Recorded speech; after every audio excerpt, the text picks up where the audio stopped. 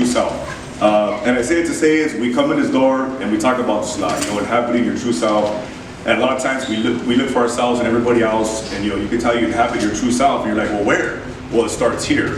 And I want to touch on something that I experienced recently. I was on a podcast, and this lady tells me, she's a really good friend, she says, when was the first time you experienced a big change in you?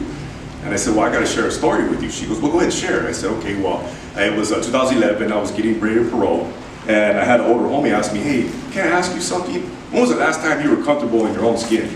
And as soon as he asked me that, I was like, wait, what? And I said, wait a minute, something's going on here. Because I wasn't comfortable. The minute he asked me a question that I wasn't sure about or was insecure about, it was all pride and ego. And I thought about it, my first thought was like, wait a minute, who am I? What is this I created? Like, where am I going? Where do I see myself in 5 or 10 years? Because all this isn't paying off, And I say it to say is, so the next day before I paroled, he asked me, he goes, hey, did you figure it out? I said, yeah. He goes, when was the last time you were comfortable in your own skin? And I said, well, when I was just Garry. And the minute I said that, it was like, it was a releasing. I returned myself to my own self.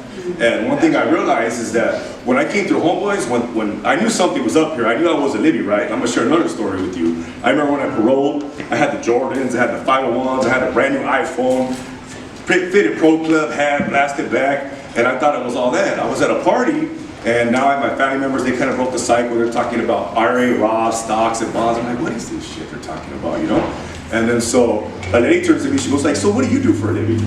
And at that moment I realized all I had was $200 gate money and an EBT card.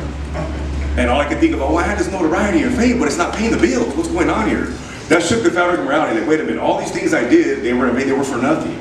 They were for nothing. So I say it to say is when they asked me that question, one thing I realized is that moving forward, I'm going to stop being who everybody expects me to be and be who I want to be. That's right. And what I want to challenge everybody to be, and I say this is because we have staff here that we're part of this lifestyle. We, Homeboys honors everybody, regardless of creed, denomination, religion. We accept everybody. We're family. But one thing I realized too is even my children, even my friends, maybe we're not comfortable in our own skin.